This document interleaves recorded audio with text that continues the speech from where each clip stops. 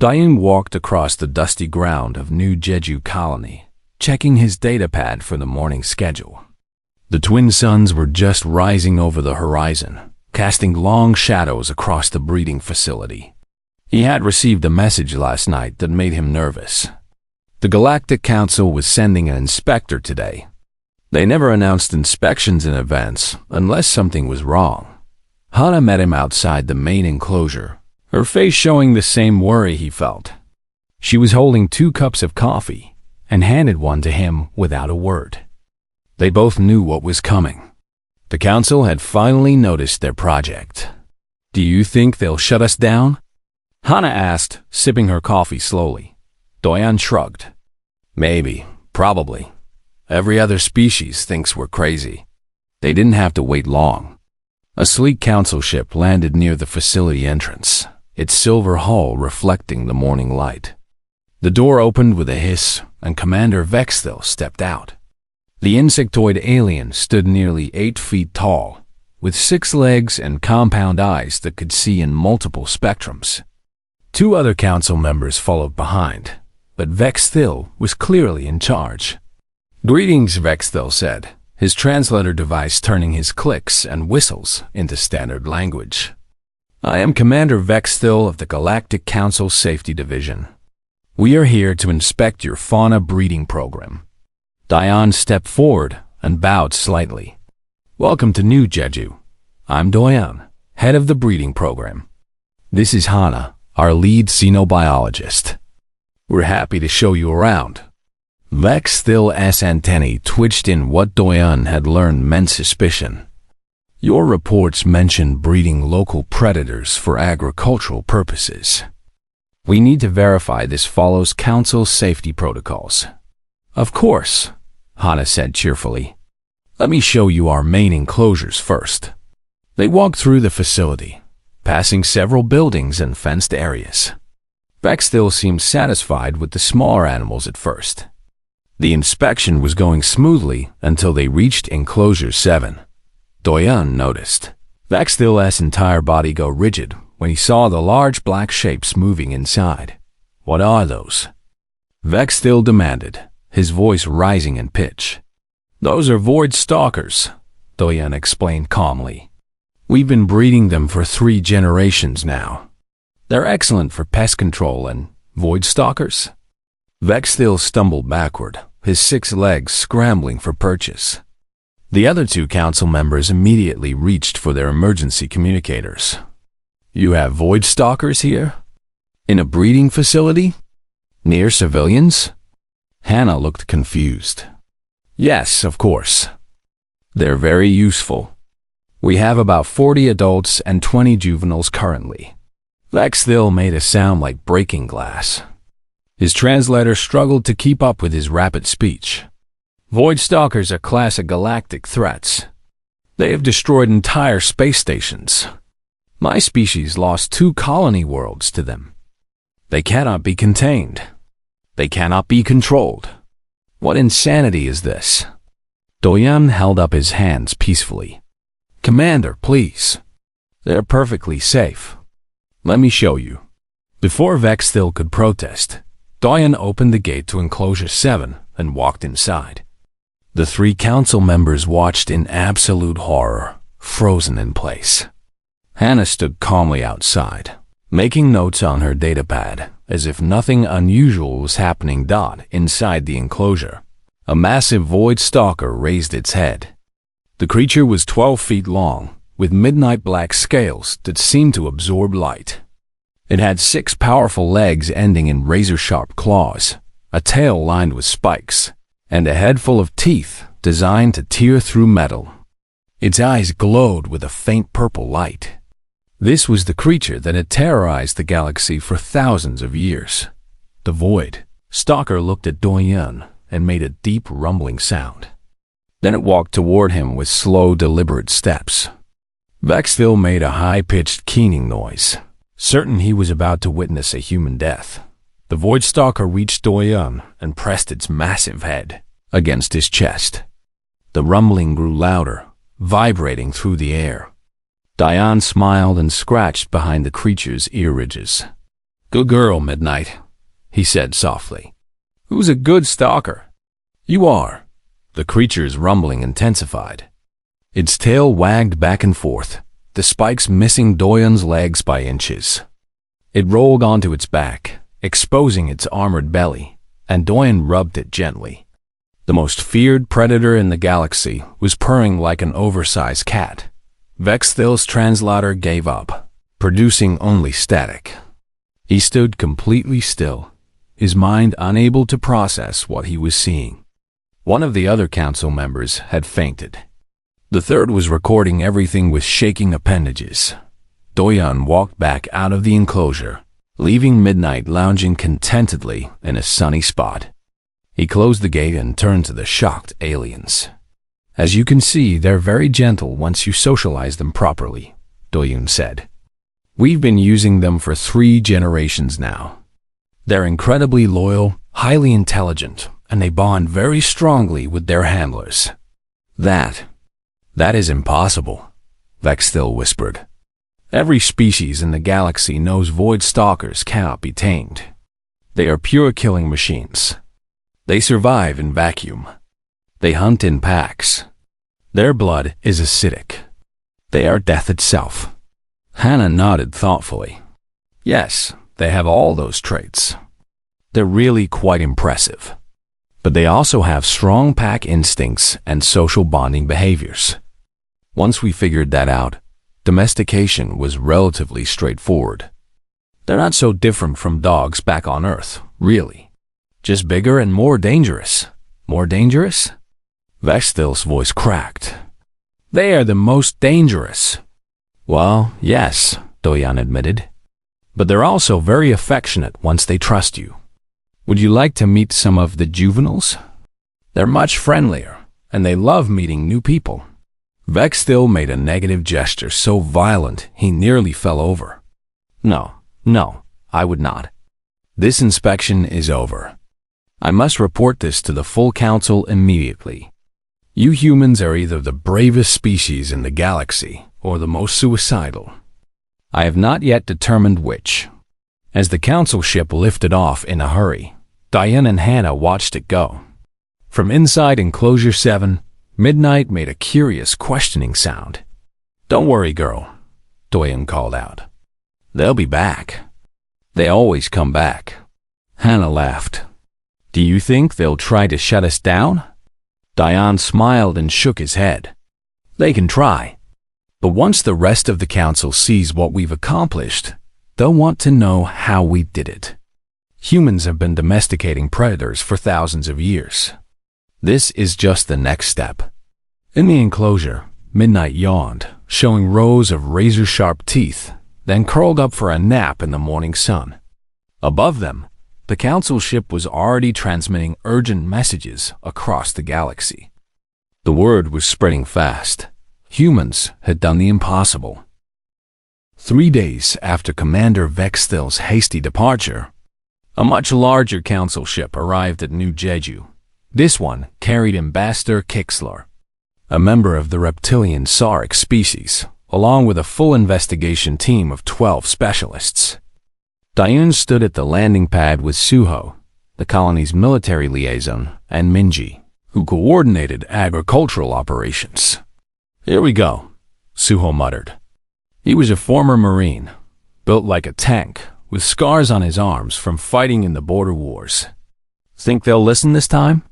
"They'll listen," Minji said confidently. She was small and cheerful, the complete opposite of Suho. "Once they see the results we've gotten, they'll have to admit it works." Ambassador Kixler descended from the ship with slow, deliberate movements. His scales were deep green, and his eyes were cold and analytical. He carried a large data device under one arm. The investigation team spread out behind him, scanning everything with various instruments. "I am Ambassador Kixler," he announced. "The Council has sent me to determine if humanity poses a threat to galactic safety. Your domestication of void stalkers violates every known principle of xenobiology and common sense." Diane stepped forward. "Ambassador, welcome. We're prepared to show you everything. Our methods, our safety protocols, our results. We have nothing to hide. Kixler's tongue flicked out briefly. You are either remarkably brave or remarkably foolish. I have brought historical records. Perhaps you are unaware of the true danger you court. He activated his data device, and holographic images appeared in the air. The first showed a space station, torn apart from the inside. Bodies floated in the wreckage. The second showed a military fleet in retreat, with void stalkers clinging to the hulls of ships, ripping through armor. The third showed an entire colony world, abandoned and burning. That was Station Gamma 7, destroyed 40 years ago, Kixler said coldly. 3,000 dead. This fleet lost 200 ships before escaping. This colony, New Tarsize, lost everyone. All because of void stalkers. And you keep them as pets. We keep them as working animals, Hana corrected, joining the group. There's a difference.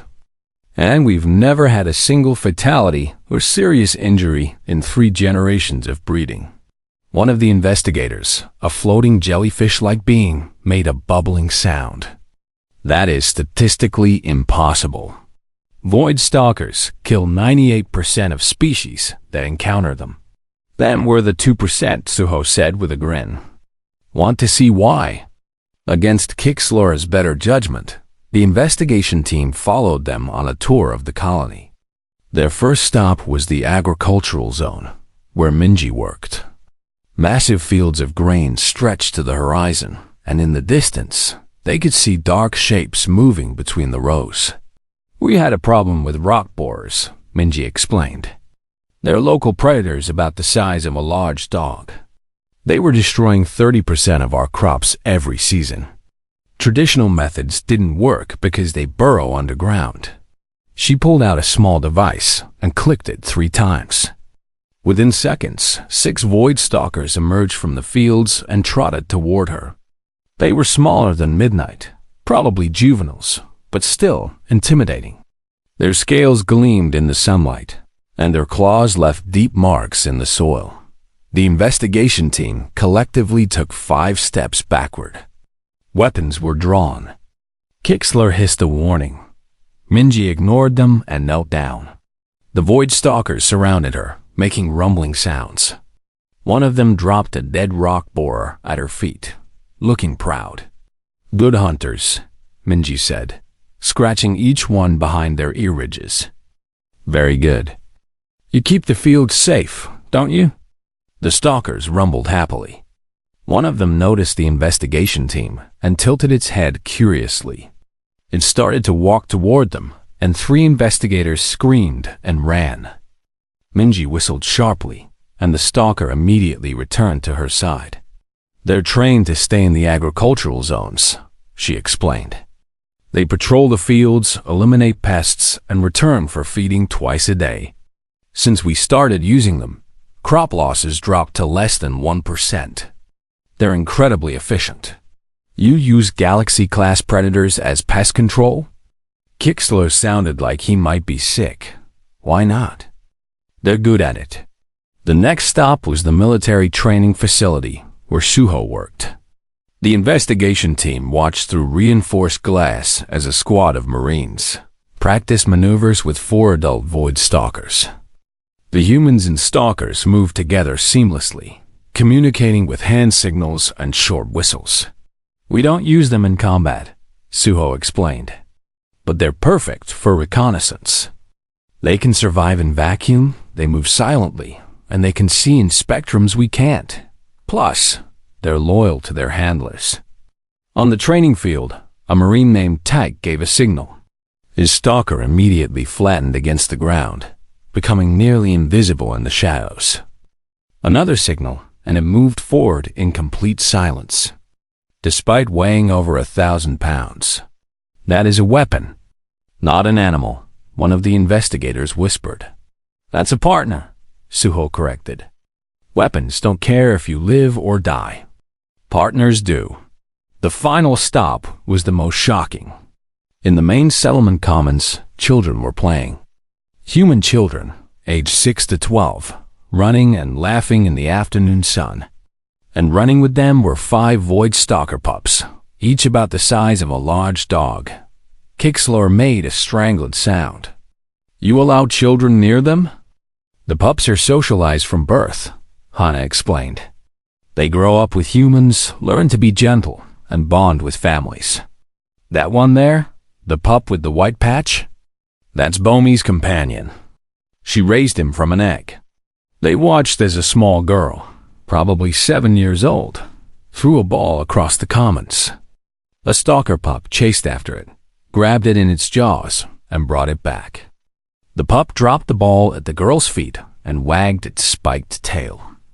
The girl hugged the pup around its neck, and it made a happy, rumbling sound. This is madness, Kixlor said flatly. Your entire species has a death wish. Diane shook his head. No, Ambassador. We just understand something about predators that other species don't. They're not evil. They're not monsters. They're just animals. Smart, dangerous animals. And if you treat them right, if you respect them and work with their instincts instead of against them, they become family. Why? Kixlor demanded. Why would you take such a risk? There are safer animals, less dangerous species. Minji smiled. Because they reminded us of cats. Have you seen Earth cats, Ambassador? Small predators, very dangerous for their size. Humans domesticated them thousands of years ago. When we saw void stalkers, we thought, those are just big space cats. We couldn't help ourselves. The investigation team stared at her in silence. Finally, Kixlor closed his eyes and made a long, tired sound. I will report this to the full council, he said. I do not know what they will decide. But humans, you have shocked the galaxy today. That night, as the council ship departed once again, Diane stood with Hannah and watched the stars. Somewhere out there, the council was debating humanity's fate. Do you think they understand now? Hannah asked. I don't know, Diane admitted. But at least they saw the truth. We're not crazy. We're just human. The emergency session of the Galactic Council was held on the neutral station, Harmony Prime. Representatives from 300 species gathered in the Grand Chamber, all talking at once about the human situation. Ambassador Kixlor's report had spread like wildfire through the galaxy, and reactions ranged from terror to fascination. On New Jeju, Doyen received a summons to appear before the council. He would be accompanied by Jiwon, a historian who specialized in human relationships with animals, and Taiwan, the colony's security chief. They boarded a transport ship and made the 3-day journey to Harmony Prime.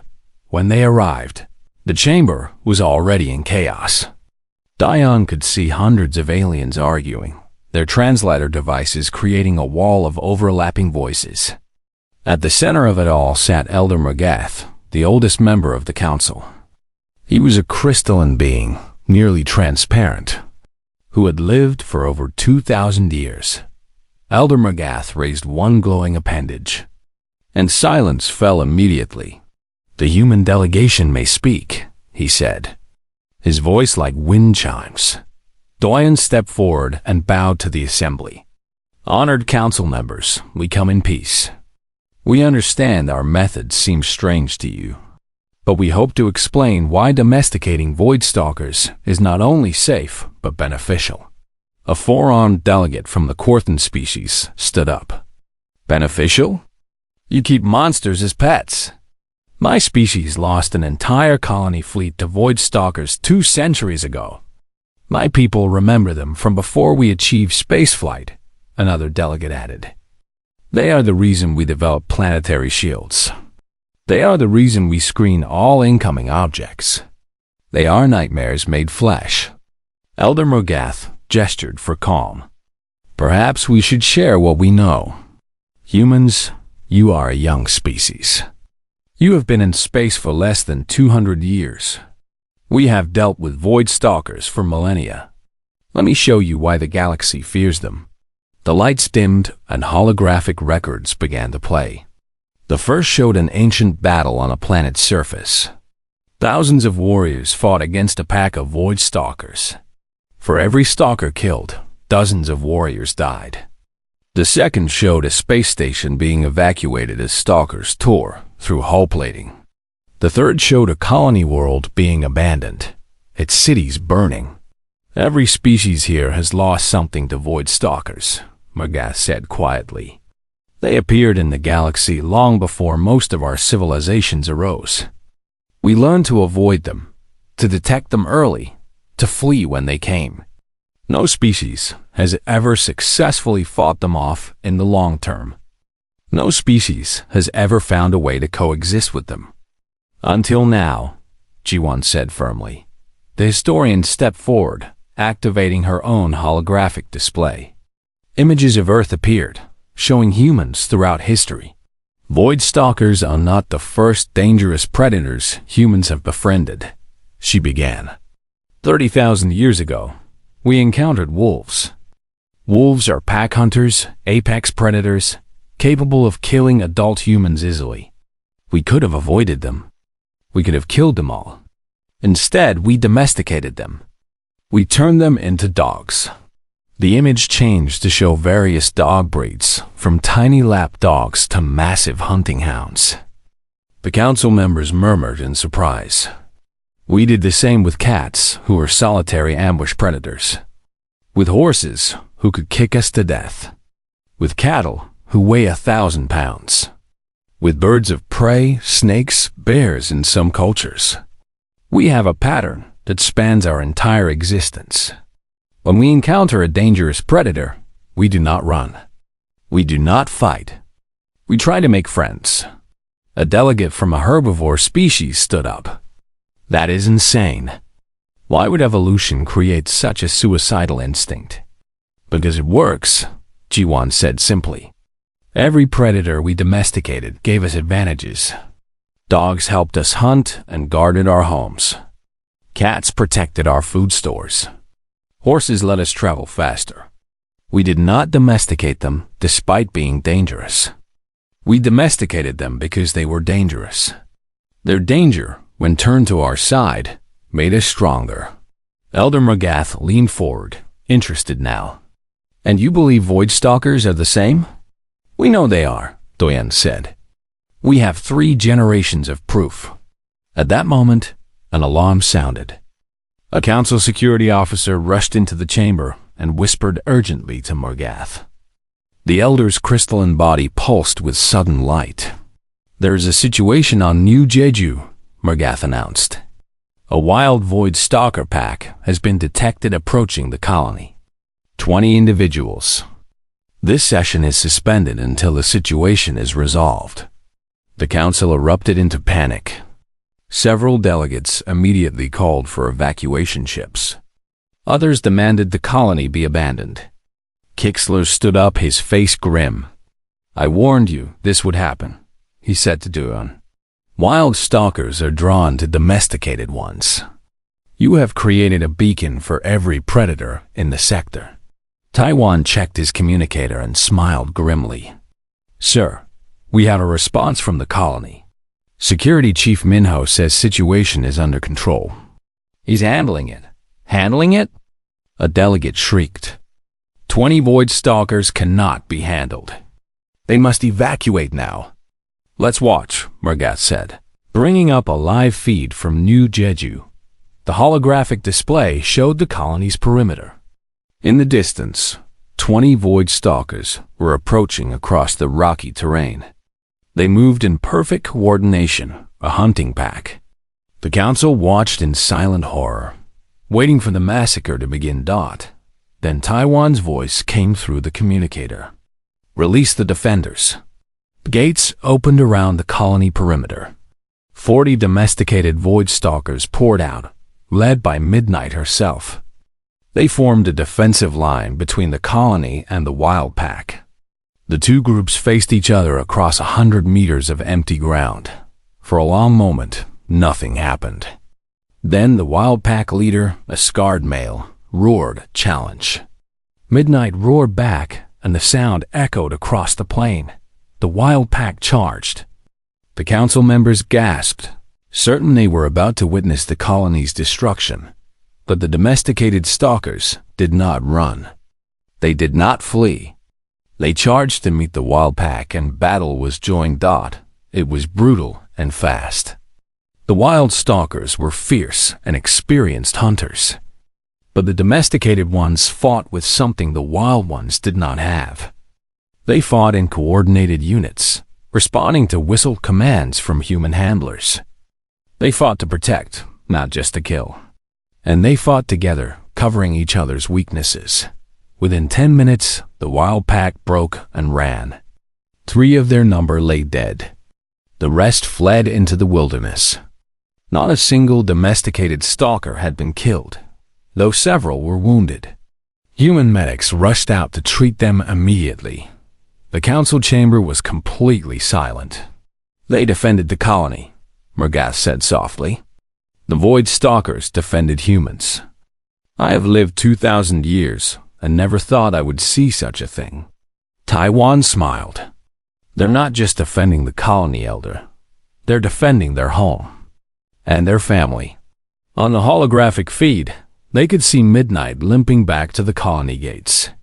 She had a gash on her side that was bleeding purple blood. A human medic, a young woman named Yuna, ran to her side. Midnight lowered her massive head, and Yuna wrapped her arms around the stalker's neck, crying. "Good girl," they could hear Yuna saying. "Such a good, brave girl. Let's get you patched up." Midnight's tail wagged slowly, carefully, despite her injuries. Kixler sat down heavily. "I do not understand. I do not understand at all. They are predators. They should not care about prey species. They're not predators anymore," Jiwan said gently. "They're companions, partners, family. That is what domestication means. It changes both species. The stalkers change to fit with humans. But humans change too, to fit with stalkers. We become something new together." Elder Morgath was quiet for a long time. Then he spoke, and every council member listened. "Perhaps," he said slowly, "humanity's greatest strength is not their technology or their courage. Perhaps it is their ability to turn enemies into friends, to see potential where others see only danger. The question now is whether this strength is enough to justify the risk they take." The debate would continue, but something had changed. The council had seen the impossible happen, and they could not ignore it. The council session resumed the next day, but the atmosphere had changed.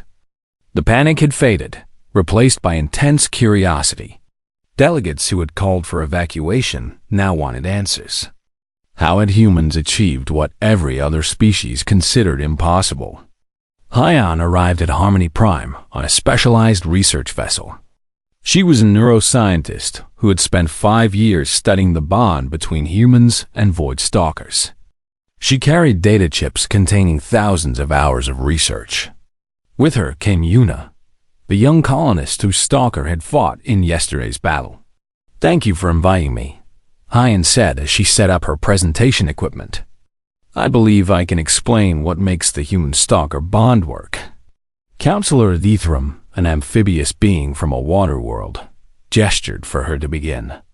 "Please, Dr. Hyan, the Council is eager to understand. We have seen the impossible. Now we wish to know why it is possible."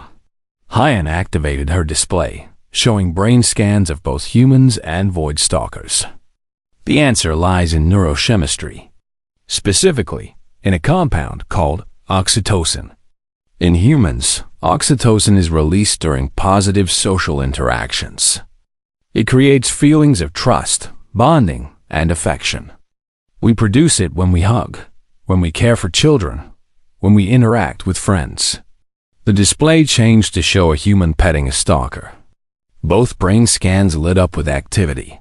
What we discovered is that void stalkers produce a nearly identical compound, Hyan continued. When a stalker has positive interactions with a trusted individual, their brain chemistry changes. They experience what we would call happiness, contentment, trust. But void stalkers are solitary hunters, a delegate protested. They do not form social bonds. Wild ones do not, Hyan agreed. But they have the capacity for it. They evolved from pack hunters millions of years ago. The neural pathways still exist. They were just dormant, unused. Until humans came along. She brought up video footage of stalker pups being raised by humans. The pups were shown playing, eating, sleeping near their human caretakers. As they grew, the bonds deepened. Adult humans could be seen giving commands, and the stalkers responded eagerly. We activate those dormant pathways through consistent positive interaction from birth, Hyan explained. The stalkers learn to see humans as their pack. And because humans naturally produce oxytocin when caring for animals, the bond becomes reciprocal. Both species benefit emotionally. Counselor Ithram studied the data carefully. This suggests that the bond is not one-sided. The humans genuinely care for these creatures, and the creatures genuinely care back. Exactly, Hyan said. It is not training in the traditional sense.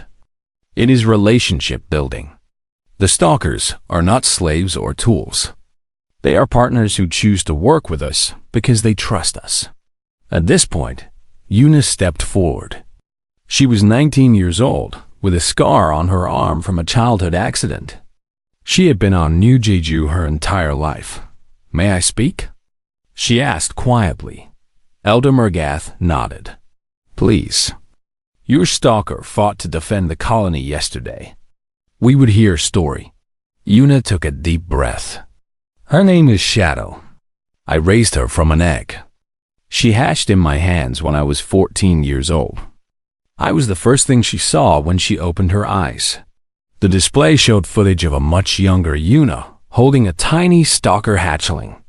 The creature was barely bigger than a house cat, but already had all its teeth and claws. Everyone thought I was too young to raise a stalker, Yuna continued. But my parents let me try. I fed Shadow every day. I played with her. I slept in the enclosure with her. As she grew bigger, we learned together. I learned how to read her body language, and she learned to understand my voice. More footage played, showing Shadow's growth over 5 years. From hatchling to juvenile to full adult. And in every clip, Yuna was there. When Shadow was 3 years old, I had an accident in the fields, Yuna said. I fell into a ravine and broke my leg. I was alone, and no one knew where I was. I thought I might die out there. She paused, and her voice became thick with emotion. But Shadow found me. She climbed down into the ravine, even though it was dangerous for her. She lay down next to me and kept me warm through the night. When the search party came in the morning, Shadow roared until they heard her. She saved my life. Yuna looked directly at the council. Shadow is not a pet. She is not a tool. She is my best friend. She knows when I am sad and comforts me. She gets excited when I come home. She protects me because she wants to, not because she is programmed to. Yesterday, when the wild pack came, I did not order her to fight. She chose to fight because she was protecting her home and her family. The council was silent. Several delegates were clearly moved by the story. But she is still dangerous, Kixler said, though his voice was gentler than before. What happens if the bond breaks? What if a stalker turns on its human? It has never happened, Hyan said firmly. In 3 generations, across 5 colonies, with over 300 bonded pairs, we have never had a domesticated stalker attack its human. The bond, once formed, is incredibly strong. But wild stalkers still attack? Ithram asked. Yes, Hyan admitted. Wild stalkers are still dangerous. But domesticated ones recognize the difference between family and threats. That is why they defended the colony yesterday. They knew the wild pack was dangerous to their humans, She brought up more data showing hormonal responses, behavioral patterns, and genetic changes across generations. We are seeing evolution in action. Each generation of stalkers raised by humans is slightly more social, slightly more responsive.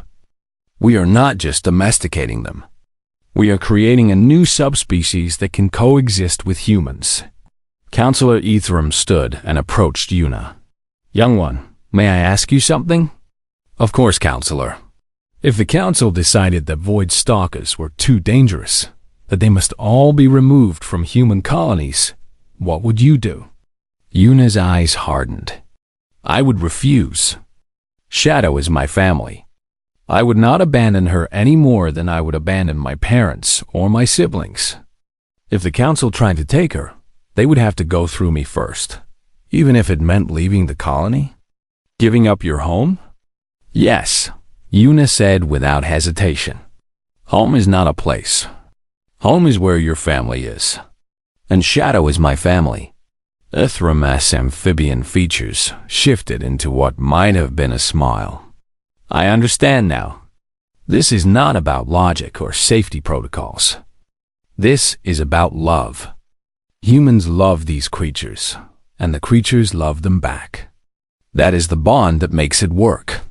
He turned to the Council. My species has never understood love.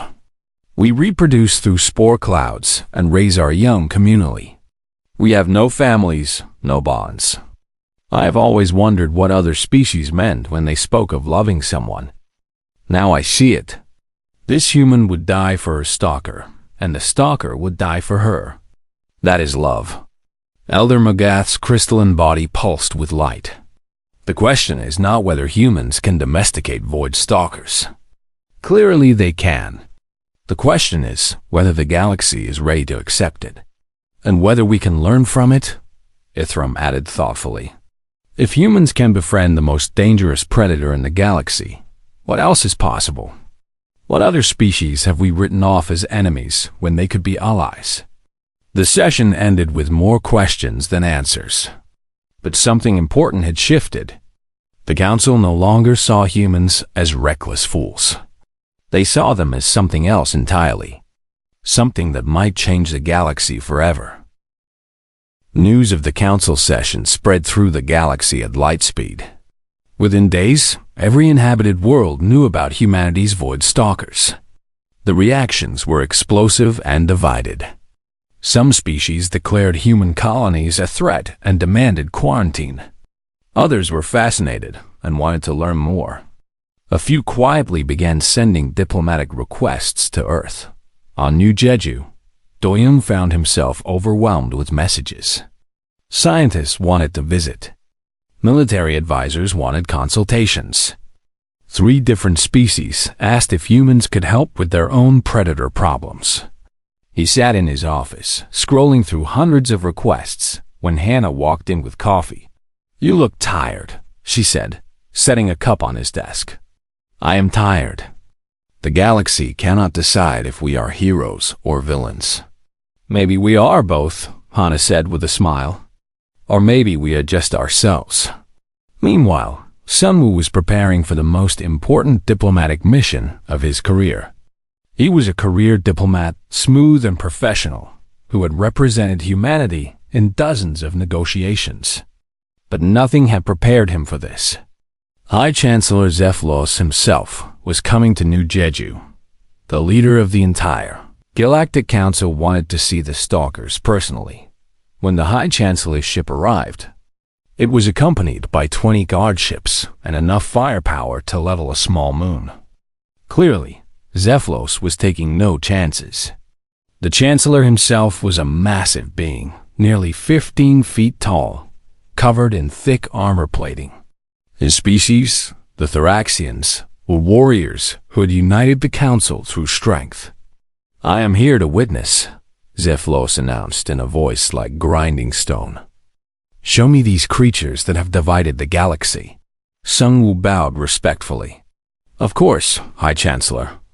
But first, may I introduce you to Bora? She runs our interspecies breeding program. Bora stepped forward, a middle-aged woman with kind eyes and dirt under her fingernails.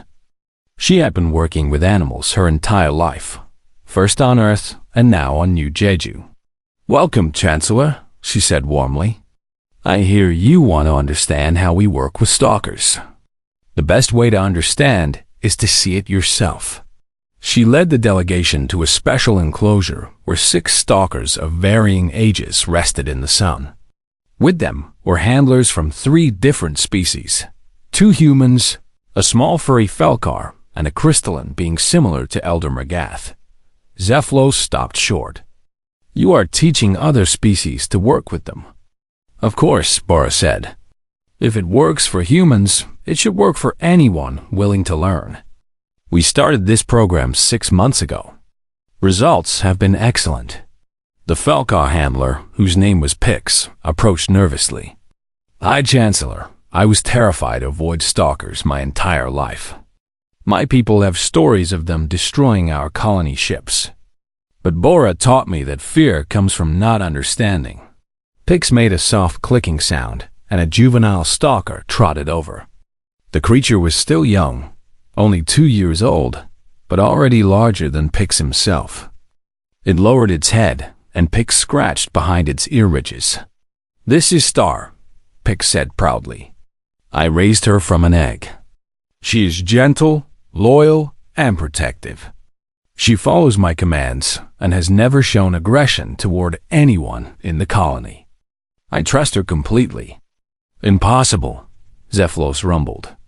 "Your species is prey. The stalker should see you as food." "She sees me as family," Pix corrected.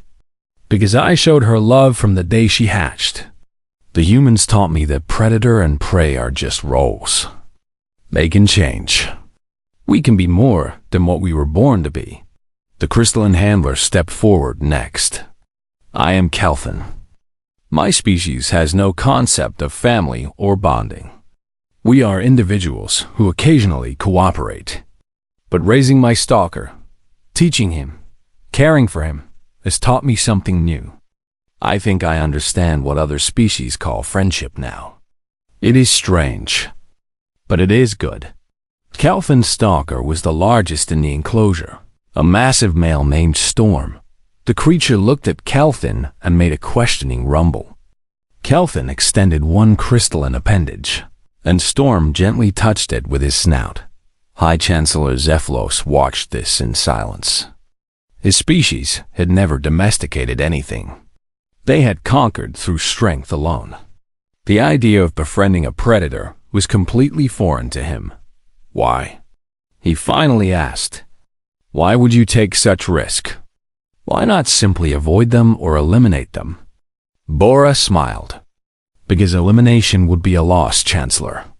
Void stalkers are magnificent creatures. They are intelligent, beautiful, and capable of great loyalty. Destroying them would make the galaxy poorer, and avoiding them means living in fear. We chose a third path. We chose understanding. And if you fail, if they turn on you, then we fail knowing we tried," Bora said simply. "But we have not failed yet. And every day, the bond grows stronger." The High Chancellor spent 3 days on New Jeju. He watched training sessions. He observed handlers working with stalkers of all ages.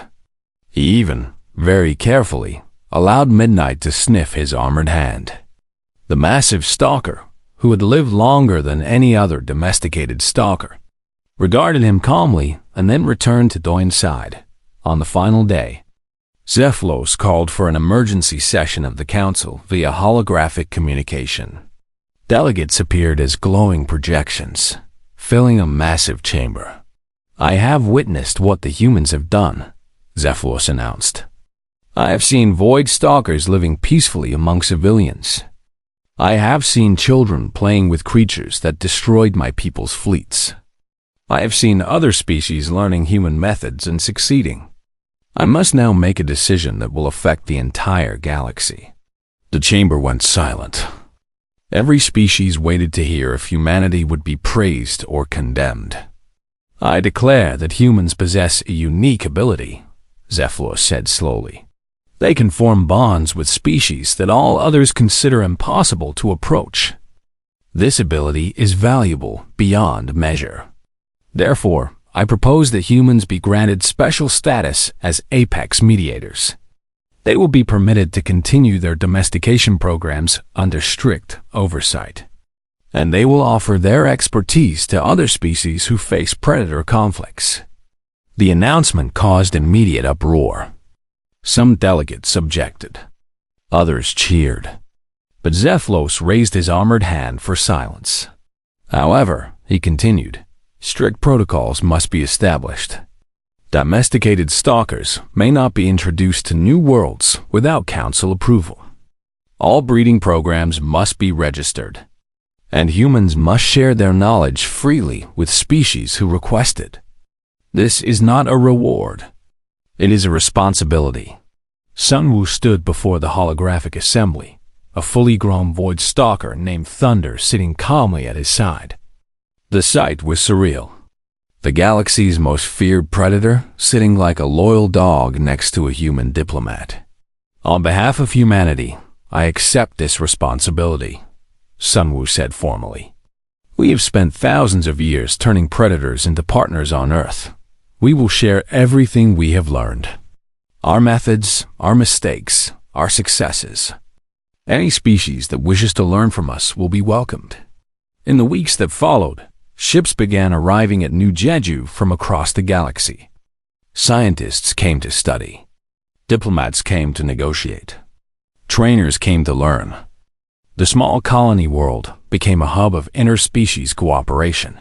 Doyen stood on a hill overlooking the expanded facilities, watching ships come and go. Hana joined him, and together they watched the sunset paint the sky orange and purple. Do you think we changed the galaxy? Hana asked. I think we gave them a new option, Doyen said. For thousands of years, species have seen void stalkers as enemies. Now they see them as potential allies. That changes everything. Some species will never accept it. Some will not. But some will. And that is enough. Down in the training fields, Yuna was teaching a group of alien students how to communicate with stalkers using body language. Shadow lay nearby, watching with patient eyes. In the breeding facility, Bora was helping a nervous Thoraxian engineer meet a stalker pup for the first time. At the colony gates, Minji directed a patrol of stalkers on their evening rounds. Midnight. The oldest and wisest of all the domesticated stalkers sat on the hill with Doyen and Hana. She rumbled contentedly as Doyen scratched her scarred head. She had lived through the fear, the doubt, the conflict. And she had seen the change. You know what the best part is? Doyen said quietly. What? They still think we are special. They think we have some unique ability that other species lack. But the truth is simpler than that. What is the truth? Doyen smiled and looked at Midnight. We just could not resist a dangerous animal that might let us pet it. That is all it ever was. We saw something fierce and deadly, and we thought, I wonder if it would be friends with us. Every other species thought that was insane. But we tried anyway. Hana laughed. And it worked. And it worked, Doyen agreed. As darkness fell over New Jeju, lights began to glow in the settlements. Humans and aliens walked together through the streets. And moving among them, calm and content, were the creatures that had once been the galaxy's greatest nightmare. The Void Stalkers had found a home. And in doing so, they had helped humanity find their place in the galaxy, not as conquerors. Not as warriors, but as the species that looked at monsters and saw potential friends. The species that turned fear into trust, enemies into family, and changed what the galaxy thought was possible. It was, Doyen thought, a very human thing to do.